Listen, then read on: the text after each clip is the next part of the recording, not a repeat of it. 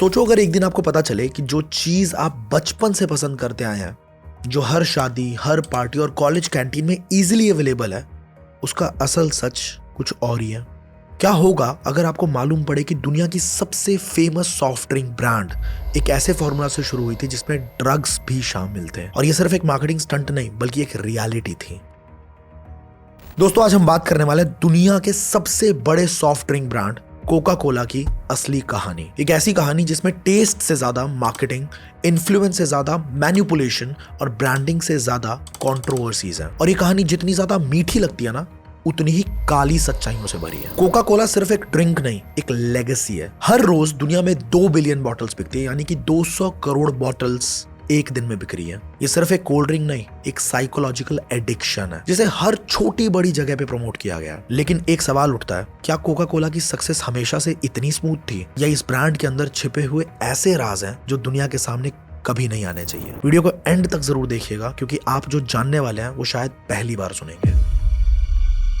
तो चलिए जानते हैं कैसे कोका कोला 139 ईयर्स में यहां तक पहुंचा है और इतना बड़ा एम्पायर खड़ा करने के लिए कितने सच छुपाए गए हैं। अमेरिका में 1880s के दौरान डॉक्टर्स के खिलाफ एक मूवमेंट चली, जिसमें वहां के लोगों ने डिसाइड किया कि वो डॉक्टर से किसी भी तरह की दवाई नहीं लेंगे और उसकी जगह होम रेमेडीज को लिया करेंगे। कुछ so called evil business minded लोगों ने इसका गलत फायदा उठाना शुरू कर दिया और वो लोग मॉर्फिन और कैफीन जैसी डेंजरस ड्रग्स बेचने लगे। और वहां उस वक्त बिना किसी रोक टोक के ये चलने भी लगी। और इन्हीं ड्रग्स में से एक पॉपुलर रेमेडी थी विन मारियानी, जो वाइन और कोकेन का मिक्सचर था। और इसका क्लेम था कि इसके दिन के 3 ग्लास से हर बीमारी का इलाज हो सकता है। और इस ड्रिंक का एक फेवरेट कंज्यूमर था एक्स सोल्जर जॉन पम्बर्टन, जिसे डॉक्टर ने बीमारी में जल्दी ठीक करने के लिए मॉर्फिन दिया था और वो उसके एडिक्ट हो गए थे। जॉन, जो खुद एक केमिस्ट भी थे, इस ड्रिंक ने उन्हें इतना ज्यादा इंप्रेस किया कि उन्होंने फ्रेंच वाइन कोका नाम का अपना वर्जन लॉन्च किया, जिसमें उन्होंने कुछ अपने इंग्रेडिएंट्स भी ऐड किए। एक छुपा हुआ सच ये है कि कोका कोला का शुरुआती फॉर्मूला एक ऐसे इंग्रेडिएंट से बना था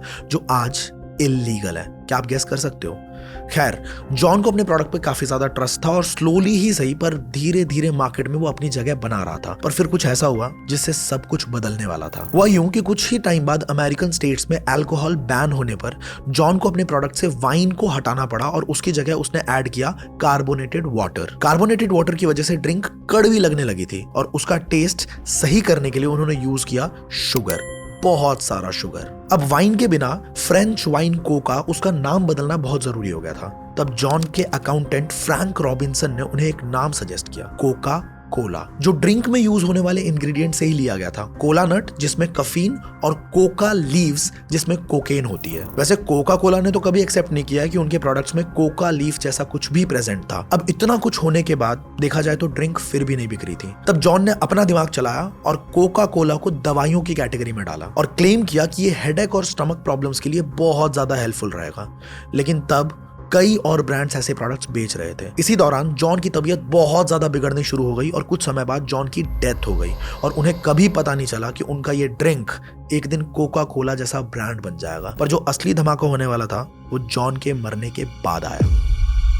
पर क्या कोका कोला की ग्लोबल सक्सेस सिर्फ मार्केटिंग का कमाल थी, या फिर उन्होंने कंपटीशन को हटाने के लिए कुछ अनएथिकल टैक्टिक्स भी अपनाए? आपको शॉक लगेगा जब आप कोका कोला की सबसे बड़ी बिजनेस राइवलरी और डार्क सीक्रेट्स के बारे में सुनेंगे। जॉन एक बिजनेस माइंडेड इंसान था। उसने कोका कोला को $2300 में एक वर्कहॉलिक बिजनेसमैन ऐसा कैंडलर्स को बेच दिया था। और कैंडलर्स ने फिर कुछ ऐसे ट्रिक्स यूज किए जो आज इलीगल मानी जाती हैं। तो कोका कोला की असली सफलता शुरू कैसे हुई? कैंडलर ने इसे अपने कंट्रोल में लेते ही सबसे पहले इसका सारा मार्केट शेयर खरीद लिया। कोई नए ब्रांड का सारा शेयर खरीद लेने पर इन्वेस्टिगेशंस बैठी, जिससे ये सामने आया कि शायद मार्केट से सभी शेयर्स खरीदे ही नहीं गए थे। और कुछ डॉक्यूमेंट्स में तो उनके जाली सिग्नेचर्स थे, जिसे कवर अप करने के लिए कुछ डॉक्यूमेंट्स जला भी दिए गए। 1890s तक ऐसा कैंडलर्स का कोका कोला के ऊपर पूरा कंट्रोल हो चुका था, लेकिन ड्रिंक अभी भी पॉपुलर नहीं थी। तो इसके बाद कैंडलर्स ने एग्रेसिव एडवर्टाइजिंग और मार्केटिंग का सहारा लेना शुरू कर दिया। पूरे टाउन में बैनर्स, बिलबोर्ड्स और प्लेकार्ड्स लगवा दिए गए और जहां भी जगह मिली वहां कोका कोला का लोगो पेंट कर दिया गया। एडिक्टिव ड्रग्स होने के बावजूद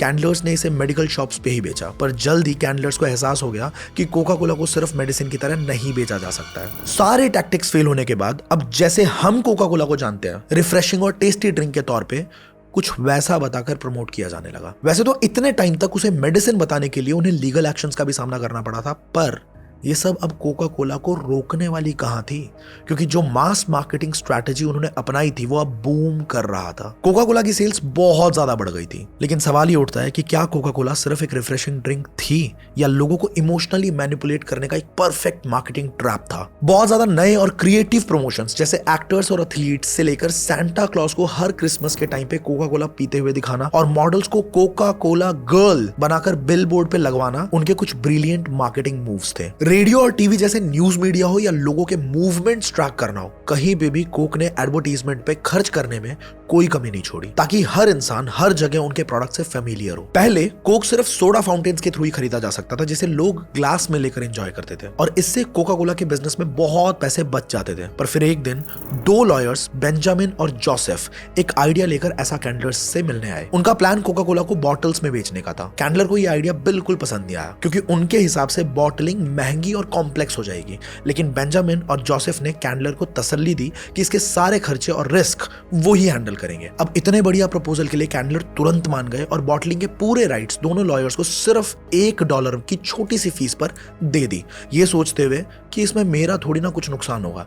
लेकिन बॉटलिंग का आइडिया जबरदस्त काम कर गया और कोका कोला का रेवेन्यू तेजी से बढ़ने लगा। अब इतनी तगड़ी ग्रोथ देखने के बाद कैंडलर को तो बौखलाना ही था, वो बिल्कुल पागल हो गया। कैंडलर ने लीगल एक्शन भी लिया, जहां पे कोका कोला के कुछ राइट्स वापस खरीदने के लिए उसे मिलियंस ऑफ डॉलर्स खर्चने पड़े, वही राइट्स जो पहले सिर्फ $1 में दिए गए थे। पर इन सब के बावजूद कोका कोला की सबसे बड़ी सक्सेस एक ऐसे सोर्स से आनी थी जिसका अंदाजा भी नहीं लगाया जा सकता था।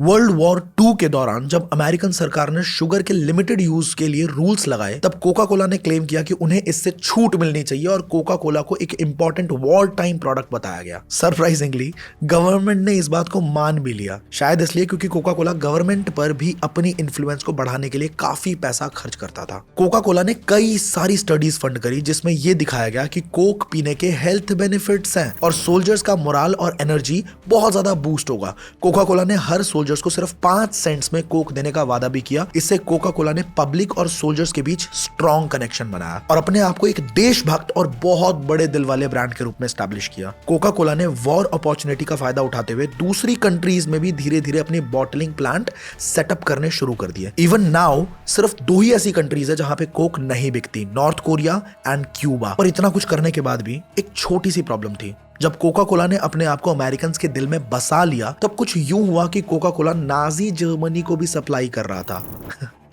मतलब एक तरफ यूएस, एक तरफ नाजी जर्मनी। सबसे शॉक करने वाली बात यह थी कि कोका कोला सिर्फ एक बिजनेस नहीं, एक पॉलिटिकल टूल भी बन चुका था। कोका कोला दोनों तरफ से खेल रहा था भाई। जर्मनी में कोका कोला ने अपने आप को अमेरिकन से बिल्कुल अलग दिखाने के लिए कोक लोगों को स्वास्तिक के साथ दिखाया, और हिटलर की यूथ रैली में डिस्ट्रीब्यूशन से लेकर एजुकेशनल पैम्फलेट्स और ओलंपिक बैनर्स तक में कोका कोला की एडवर्टीजमेंट्स थी। आखिरकार जर्मनी एक बहुत बड़ी मार्केट भी तो थी ना। पर कुछ ही समय के बाद जब इंपोर्ट एक्सपोर्ट रेस्ट्रिक्शंस बढ़ने लगे तो जर्मनी में उनका कुछ भी बेचना बहुत मुश्किल हो गया। वैसे कोका कोला के वॉर टाइम बिजनेस का एक और शॉकिंग ट्विस्ट है। एक और फेमस ड्रिंक है जो असलियत में एक वॉर प्रोडक्ट ही था। मैक्स कीथ जो जर्मनी में हेड ऑफ कोका कोला थे, इनके दिमाग में कुछ और ही फितूर चल रहा था। एक लोकल फार्मासिस्ट को हायर करके उन्होंने कोक का नया प्रोडक्ट निकाला जिसे आज हम फैंटा के नाम से जानते हैं। इसको बनाने के लिए उन्होंने कुछ बचे खुचे फ्रूट्स का इस्तेमाल किया था। यह भी बताया जाता है कि इसको बनाने के लिए फोर्स्ड लेबर का इस्तेमाल भी किया गया था, पर ये फैंटा भी हिट हो गई। अब सवाल ये उठता है कि क्या कोका कोला सिर्फ एक प्रोडक्ट है या ये केयरफुली प्लान्ड मैनिपुलेशन है? अगर कोका कोला सच में हेल्थ के लिए हार्मफुल है तो दुनिया इसे बॉयकॉट क्यों नहीं करती? ये गेम इतना गहरा है कि आप भी सोचने पर मजबूर हो जाओगे। कोका कोला हमेशा से कहता है कि उनका सबसे बड़ा सीक्रेट उनका सिरप फॉर्मूला है, जो उन्होंने हाई सिक्योरिटी चैम्बर में छुपा कर रखा हुआ है। पर यह सीक्रेट इतना हिडन नहीं है, आपको ये विकिपीडिया पर भी मिल जाएगा। असल में कोका कोला की सक्सेस का फॉर्मूला सिरप से ज्यादा कुछ और ही है। आप कोका कोला का डुप्लीकेट प्रोडक्ट तो बना सकते हो,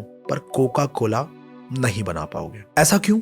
एक रियल लाइफ मार्केटिंग स्ट्रैटेजी से समझते हैं। एक स्कूल के टीचर ने हेडमास्टर को सजेस्ट किया कि उन्हें अपने वेंडिंग मशीन्स में फ्रूटी और हेल्दी ड्रिंक्स रखने चाहिए, लेकिन हेडमास्टर ने साफ मना कर दिया, ये कहते हुए कि उनका कोका कोला के साथ एक कॉन्ट्रैक्ट है जिसमें हर साल $3000 स्कूल को मिलते हैं और बदले में उन्हें अपने कैंटीन और वेंडिंग मशीन्स में सिर्फ कोक ही रखना है। कोक की मार्केटिंग टीम को यह समझ में आ चुकी थी बात कि जितने ज्यादा यंग एडल्ट्स को टारगेट करेंगे उतनी ही कंट्रोलिंग में आसानी होगी। मैंने आपको अपनी जंक फूड वाली वीडियो के अंदर भी ये बताया था। इसके पीछे की साइंस यही है कि बचपन में ही हमें जितने ज्यादा शुगर कंज्यूम करने की आदत डलवा दी गई, चांसेस बहुत हाई है कि हम जिंदगी भर उस प्रोडक्ट को, उतने शुगर को कंज्यूम करते ही रहेंगे। उस वीडियो में जंक फूड का पूरा स्टिंग ऑपरेशन किया था और उसे भी लाखों लोगों ने बहुत पसंद किया है। बहुत सारे पॉजिटिव कमेंट्स आए थे। तो आई बटन पे और डिस्क्रिप्शन बॉक्स में उस वीडियो का मैं लिंक दे दूंगा आपको। इस वीडियो के बाद आप वो वीडियो भी जरूर देखिएगा। आपके और आपके परिवार की सेहत के लिए वो वीडियो काफी जरूरी है।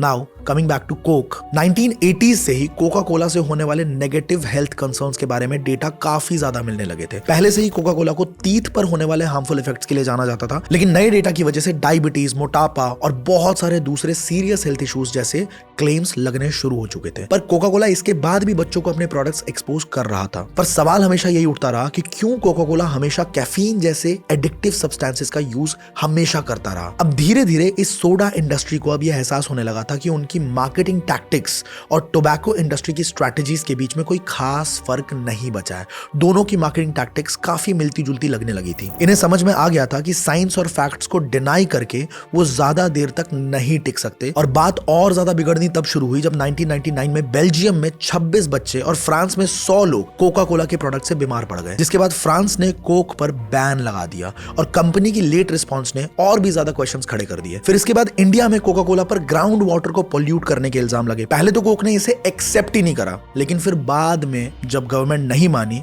तो उन्होंने कहा कि उन्होंने इस प्रॉब्लम को फिक्स कर दिया है। फिर भी कुछ इंडिपेंडेंट टेस्ट और रिसर्च के बाद इंडियन प्लांट्स में टॉक्सिक मड के ट्रेसेस मिले, जिसका असर खेती, जानवरों और किसानों की जिंदगी पर पड़ रहा था। न्यू दिल्ली के centre for science and environment ने कोका कोला और पेप्सी जैसे सॉफ्ट ड्रिंक्स में पेस्टिसाइड्स जैसे टॉक्सिक सब्सटेंसेस पाए, जो लंबे समय तक पिए जाने पर कैंसर, बर्थ डिफेक्ट्स और इम्यून सिस्टम की प्रॉब्लम जैसी खतरनाक बीमारी पैदा कर सकता है। 2003 में कोका कोला को और भी ज्यादा बैकलैश का सामना करना पड़ा था जब स्टॉप किलर कोक कैंपेन का लॉन्च हुआ था, जिसमें कोक पर कोलंबिया के अंदर 2 यूनियन लीडर्स के मर्डर के चार्जेस लगे थे। कोका कोला ने इसे बिल्कुल डिनाई कर दिया, लेकिन एग्जैक्ट ट्रुथ अब तक सामने नहीं आया है, जिसमें 8 से ज्यादा वर्कर्स और उनकी फैमिलीज के साथ रेप, टॉर्चर और मर्डर जैसे संगीन अत्याचार के आरोप लगे। उनका जुर्म सिर्फ इतना था कि वो एक यूनियन को ज्वाइन करना चाहते थे, क्योंकि 15 घंटे काम करने के बाद भी उन्हें सिर्फ $15 पर डे मिलता था। अब कोका कोला का जवाब यहाँ पे ये था कि ग्वाटेमाला इंडस्ट्री से उनका कोई लेना देना नहीं है और वो ये नहीं चलाते। शायद कोका कोला यहाँ पे सच बोल रहा हूँ, लेकिन हम ये भी तो नहीं जानते कि उन्होंने कोई समझौता किया होगा या नहीं। इन सारी घटनाओं से इतना जरूर समझ में आता है कि जितनी गहराई से आप कोका कोला के इतिहास को देखेंगे ना, उतना ही उनकी गुड फॉर एवरीवन इमेज से आपका विश्वास धीरे धीरे उठने लगेगा। कोक को सबसे ज्यादा बैकलैश फेस करना पड़ा था अपने नए प्रोडक्ट न्यू कोक की वजह से। ये एक ऐसी स्ट्रैटेजी थी जो दुनिया के हर ब्रांड के लिए केस स्टडी बन गई। कोका कोला का सबसे बड़ा कॉम्पिटिटर पेप्सी अपनी जगह बनाने की कोशिश कर रहा था, जबकि 1930s में पेप्सी 2 बार बैंकरप्ट हो चुका था। पेप्सी ने कोका कोला को अपने आप को बेचने का ऑफर भी दिया, लेकिन हर बार कोक ने इस ऑफर को ठुकरा दिया। कोका कोला ने तो पेप्सी को सू भी कर दिया था, ये कहकर कि वो अपने नाम में पेप्सी कोला का इस्तेमाल कर रहे थे, जो कि कोका कोला का ट्रेडमार्क है। लेकिन कोर्ट ने इस केस को ये कहकर खारिज कर दिया कि कोला एक जनरल टर्म है, इसको कोई भी कंपनी यूज कर सकती है। अब इस इंसिडेंट के बाद दोनों ब्रांड्स के बीच एक लंबी और इंटेंस मार्केटिंग बैटल शुरू हो गई। दोनों ने पहले लोएस्ट प्राइस स्ट्रैटेजी कि कौन अपने माल को कितना ज्यादा सस्ते दाम में बेच देता है, लेकिन जल्दी इन्होंने रियलाइज कर लिया कि इस प्राइस वॉर से किसी को फायदा नहीं हो रहा, दोनों ही नुकसान में है। ऐसा माना जाता है कि दोनों ब्रांड्स ने एक सीक्रेट डील भी करी और नॉर्मल प्राइस पर वापस आ गए। 1975 में पेप्सी ने द पेप्सी चैलेंज इस नाम के कैंपेन को लॉन्च किया, जो मार्केटिंग के नजरिए से बहुत ही ज्यादा इनोवेटिव था। इस कैंपेन में उन्होंने ब्लाइंड टेस्ट रिसर्च कराए और उन्हें फिल्म भी किया। रिजल्ट ये निकला कि लोग पेप्सी का टेस्ट कोका कोला से ज्यादा पसंद कर रहे थे। पेप्सी ने ये स्टैट्स हर जगह प्रमोट करना शुरू कर दिया। अब कोक ने भी अपना टेस्ट रिसर्च करवाया और पाया कि वो सच में पेप्सी से पीछे थे। कोका कोला धीरे धीरे अपनी मार्केट पोजीशन को खो रहा था। रीजन एक ही था कि लोग पेप्सी का टेस्ट ज्यादा पसंद कर रहे थे। अब यहाँ पे कोका कोला ने अपना एक सीक्रेट मिशन शुरू किया, जिसमें उन्होंने हार्श फॉर्मूला टेस्टिंग के बाद अपना टेस्ट बदलने का फैसला किया। इस नए फॉर्मूला को न्यू कोक का नाम दिया गया। अब न्यू कोक ने ब्लाइंड टेस्ट रिसर्च में पेप्सी और ओरिजिनल कोक दोनों से बेहतर परफॉर्म किया। फाइनली टाइम था अब इसे लॉन्च करने का और कोका कोला की 100th एनिवर्सरी पर न्यू कोक लॉन्च कर दिया गया। लेकिन लॉन्च के बाद कोका कोला के ऑफिस में हर रोज हजारों कॉल्स और लेटर्स आने लगे। डिमांड सिर्फ एक थी, ओरिजिनल कोक वापस लाओ। पब्लिक और मीडिया का गुस्सा बढ़ता चला जा रहा था। न्यू कोक की एडवर्टीजमेंट जितनी बार जब जब बड़ी स्क्रीन पे दिखती थी, तब तब लोग प्रोटेस्ट करने लग गए। सिचुएशन ये हो गई कि लोग न्यू कोक से बिल्कुल नफरत करने लगे। कोका कोला को समझ में आया कि न्यू कोक फेल हो रहा है और उन्हें ओरिजिनल फॉर्मूला को वापस लाना ही पड़ेगा। और फाइनली जब क्लासिक कोक वापस आया, सारा गुस्सा एनर्जी में बदल गया। एंग्री मैसेजेस अब थैंकफुल मैसेजेस बन गए और कोका कोला की वाहवाही होने लग गई। ये कोका कोला के लिए one of the strongest backlash था, लेकिन ये मूव भी जीत में ही बदल गया। कोका कोला का रेवेन्यू एक बार वापस से आसमान छू रहा था और ये मूव लोगों के बीच एक बहुत स्ट्रॉन्ग इमोशनल कनेक्शन बना गया। इस इंसिडेंट को आज तक का सबसे बड़ा मार्केटिंग ब्लंडर कहा जाता है, लेकिन कुछ प्रोफेशनल्स का ये मानना भी है कि ये सब प्री प्लान्ड था ताकि कस्टमर्स को ये रिमाइंड करवाया जा सके कि उनकी लाइफ में कोक की अहमियत क्या है। कोका कोला जो एक मेडिसिन की तरह मार्केट में आया था, अब एक ऐसे प्रोडक्ट में बदल गया जिसमें फर्क ये नहीं पड़ता है कि आप क्या बेच रहे हो, बल्कि ये इंपॉर्टेंट है कि कस्टमर आपके प्रोडक्ट के बारे में क्या सोचता है। यही वजह है कि कोक हर साल बिलियंस ऑफ डॉलर्स एडवर्टाइजिंग पे खर्च करता है और इस दुनिया के 94% पॉपुलेशन कोक के लोगों को पहचानती है। चाहे आपकी हेल्थ पे कितने ही नेगेटिव इफेक्ट्स हो या मर्डर जैसी कॉन्ट्रोवर्सीज हो, कोक अपने आप को एक ओल्ड फ्रेंड की तरह पोजीशन कर चुका है और दोस्तों में तो लड़ाई झगड़े होते ही रहते हैं। कोका कोला सिर्फ एक ड्रिंक नहीं है, एक बिजनेस केस स्टडी है जो दुनिया का सबसे बड़ा मार्केटिंग फिनोमेना बन चुका है। अगर ये वीडियो देखने के बाद आप कोका कोला को एक नए नजरिए से देख रहे हो तो इस वीडियो को जरूर शेयर कर दें। आपके एक शेयर से शायद कोई इंसान आज एक इन्फॉर्म डिसीजन ले पाएगा। और अगर आप चैनल पे पहली बार आए हैं और ऐसे ही deep dive business case studies पसंद करते हैं तो इस चैनल को सब्सक्राइब जरूर कर लेना, बेल आइकन हिट कर देना ताकि अगली वीडियो आपसे बिल्कुल मिस ना हो। और हाँ, अगर आप जंक फूड का स्टिंग ऑपरेशन देखना चाहते हो और ये जानना चाहते हो कि कैसे आप अपनी फैमिली को, अपने माँ बाप को, अपने बच्चों को लंबी उम्र का तोहफा दे सकते हैं, तो राइट वाली वीडियो को जरूर देखना।